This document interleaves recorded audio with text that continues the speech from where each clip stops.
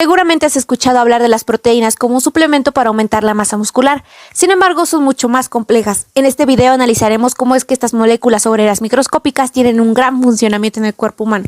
Comencemos.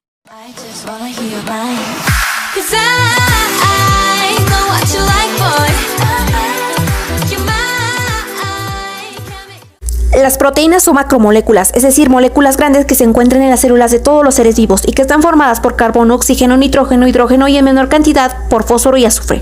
Las proteínas son cadenas de unidades de aminoácidos que se encuentran unidos por medio de enlaces peptídicos. Cuando dos aminoácidos se juntan, se forma un enlace fuerte y se conoce como enlace peptídico. Si tres o más aminoácidos están unidos, se forma un polipéptido. Este polipéptido a su vez se une a otras cadenas de aminoácidos para formar una cadena muy larga de aminoácidos. Puede tener incluso más de 500 unidades. Una molécula de proteína se compone de una o más cadenas de este tipo. Estas cadenas no están rectas, en la mayoría se enrollan dando una forma tridimensional. Los aminoácidos son compuestos orgánicos formados por un carbono unido a un grupo carboxilo o un grupo amino y una cadena R de composición variable, que determina las propiedades de los diferentes aminoácidos. Existen cientos de cadenas R, por lo que se conocen cientos de aminoácidos. Se clasifica en dos grupos: aminoácidos no esenciales, que pueden ser sintetizados por el organismo, representados de color verde en la imagen, y aminoácidos esenciales, que tienen que ser aportados por los alimentos. La carencia de estos provoca un mal desarrollo del organismo, representados de color amarillo en la imagen. Funciones. En su función estructural forman tejidos de sostén, aportan elasticidad y resistencia a órganos, tejidos y forman estructuras celulares y actúan como receptores formando parte de las membranas celulares. Función transportadora. Algunas proteínas transportan oxígeno, lípidos y electrones por el organismo. Por ejemplo, la hemoglobina transporta el oxígeno desde los pulmones hasta los tejidos.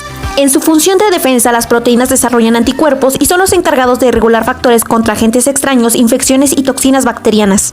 Función hormonal reguladora. Las hormonas son proteínas y como tales regulan diversas actividades del organismo. Por ejemplo, la insulina regula los niveles de azúcar en la sangre. Su función enzimática consiste en catalizar las reacciones químicas que se producen en el organismo. Por ejemplo, las proteínas degradan nutrientes durante la digestión. Además, apoyan a la regulación del ADN y el ARN. Características. Sus formas son variadas, por ejemplo, unas pueden ser lineales y otras tienen forma de Y. Son multifuncionales, pues controlan diversas actividades vitales tales como crear, regenerar y reparar tejidos, como órganos, músculos, piel y uñas, oxigenar el organismo, etc. Tienen una vida limitada, la célula tiene que ir reponiendo sus proteínas a medida que éstas dejan de funcionar. Tamaño. Pueden contener desde 7 aminoácidos hasta más de 100, por ejemplo, la insulina tiene 51 aminoácidos y la albumina tiene 585. Cada proteína cuenta con una secuencia distinta. Al proceso de formación de las proteínas se llama síntesis de proteínas y se lleva a cabo en los ribosomas del citoplasma celular. En cambio, se denomina desnaturalización de una proteína al proceso en la cual la estructura de una proteína sufre una modificación que inhabilita sus funciones. Por ejemplo, la albumina de la clara de huevo, que se torna blanca al cocinarse. Estructura. Las proteínas se dividen en 4 niveles: primaria, secundaria, terciaria y cuaternaria. La estructura primaria será la serie de aminoácidos que forman la cadena polipeptídica y se va a diferenciar por el número, el tipo y el orden en que se encuentran los aminoácidos. Si existe una alteración en este orden de aminoácidos, se determinará una proteína diferente. La estructura secundaria será el plegamiento que forma la cadena polipeptídica debido a la formación de puentes de hidrógeno entre los átomos que forman el enlace peptídico. Este tipo de nivel se clasifica en dos tipos: hélice alfa y lámina beta. La estructura hélice alfa se forma cuando la cadena polipeptídica se enrolla de manera helicoidal, es decir, como una espiral sobre un eje imaginario, y esto debido a la formación de puentes de hidrógeno entre los átomos que forman el enlace peptídico. La lámina beta es cuando la cadena queda estirada y en forma de zigzag, formando láminas. Los grupos R sobresalen de la lámina en ambos sentidos y de manera alterna. La estructura terciaria ocurre cuando existe atracción entre láminas beta y hélices alfa. Esta estructura es específica para cada proteína y determinará la función de dicha proteína. Pues bien, la estructura terciaria da lugar a dos tipos de proteínas. La proteína de tipo fibroso es cuando las hélices alfa o láminas beta que lo conforman mantienen su orden y no tienen grandes modificaciones, solo ligeros giros longitudinales. Mientras que las proteínas de tipo globular, su forma es aproximadamente esférica. En este tipo de estructura se forman regiones de estructuras al azar, hélices alfa y láminas beta y acomodamientos. Y por último, la estructura cuaternaria implica la interacción de más de una cadena polipeptídica y es por tanto la asociación de diferentes subunidades para formar complejos funcionales.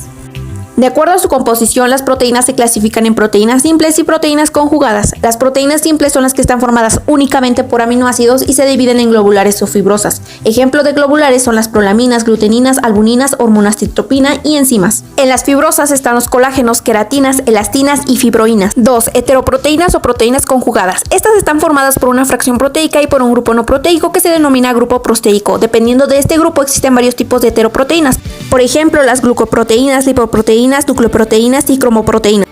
En el cuerpo humano, la insulina permite el ingreso de glucosa en las células, el glucagón eleva el nivel de glucosa en la sangre y el colágeno forma fibras que fortalecen los tejidos.